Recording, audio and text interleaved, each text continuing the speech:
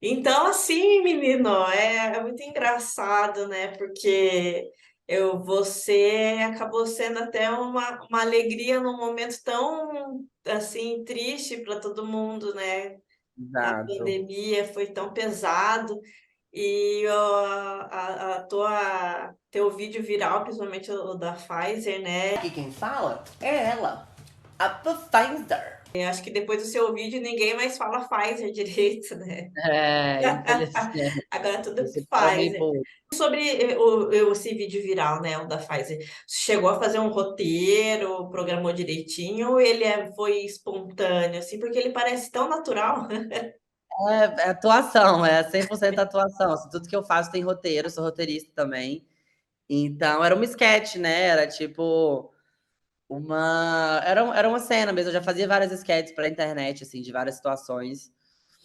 E essa pra mim era mais uma. Eu sempre gostei de ir pra esse lado do absurdo, assim, das coisas, e acabei fazendo uma sketchzinha inspirada assim, em cenas de comédia romântica, sabe? Que a pessoa vai tenta falar com a outra e vai escalonando, e vai a pessoa ficando mais bêbada e cada vez mais agressiva e tudo.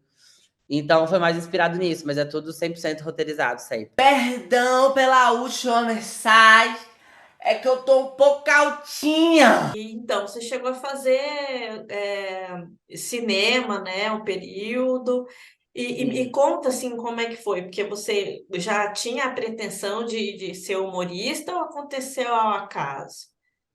Não, já era uma coisa que eu estudava, assim, trabalhava, tentava, né, trabalhar com isso há muito tempo. Era meio que meu sonho de infância, assim, fazer isso. E quando eu estava no meio da faculdade, eu tinha muitos roteiros e muito material. Que eu falei, cara, ninguém vai fazer isso aqui tão cedo, né? Eu preciso começar de algum lugar. Então eu comecei a criar para internet na intenção de fazer um portfólio, assim.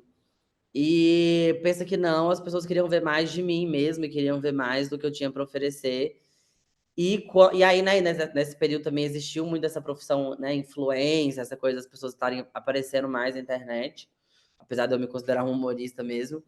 Mas foi meio que isso, assim, eu tava já tentando há um tempo, e aí tudo virou. Então, quando tudo aconteceu, eu já tava, assim, muito preparado, sabe? Muito cheio de planos e cheio de ideias do que eu queria, assim, pra vida. A gente percebe, assim, pelo menos eu percebo nesses seus vídeos, tanto no Insta também, que acaba Aham. acompanhando, que você tem uma referência, não sei, me lembra muito o Paulo Gustavo, né? Hum.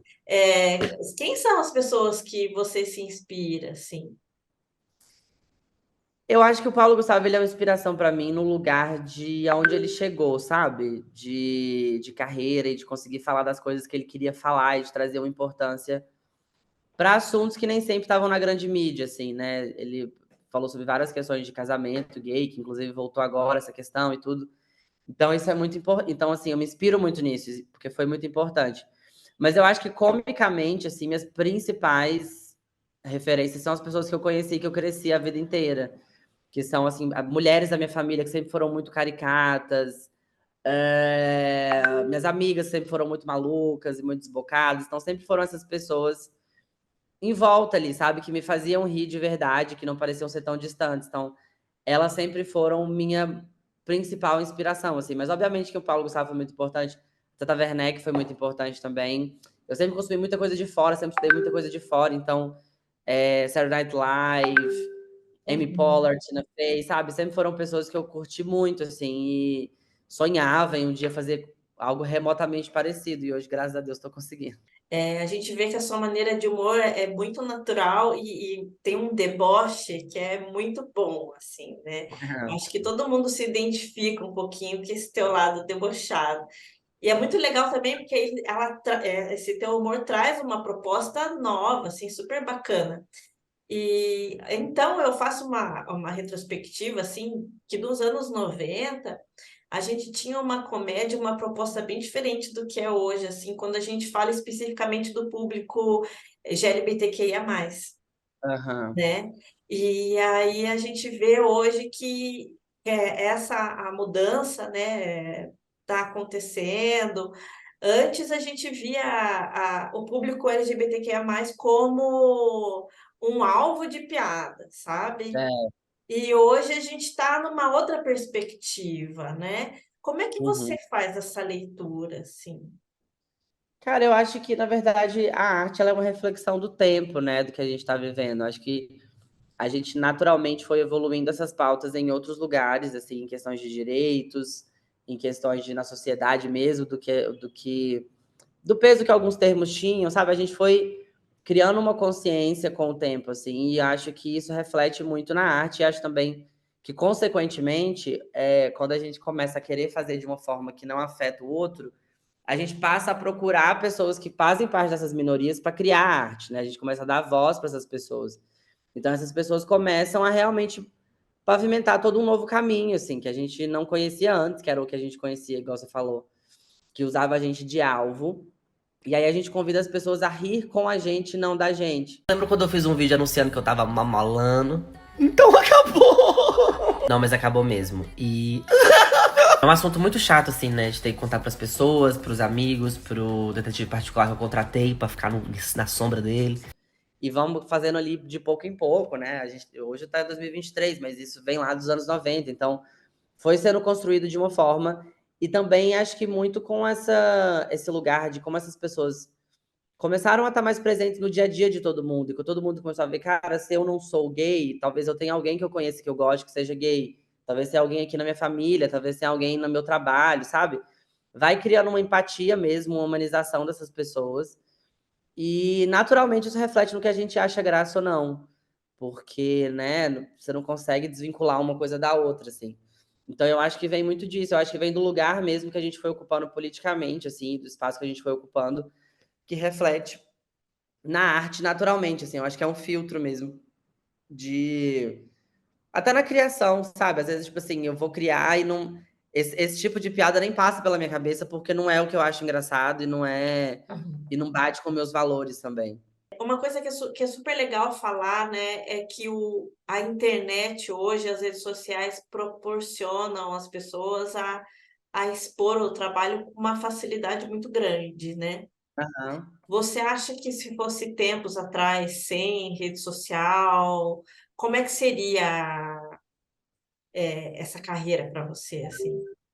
Cara, eu acho que seria bem diferente, assim. Acho que eu não teria desistido, né? Continuaria correndo atrás dela.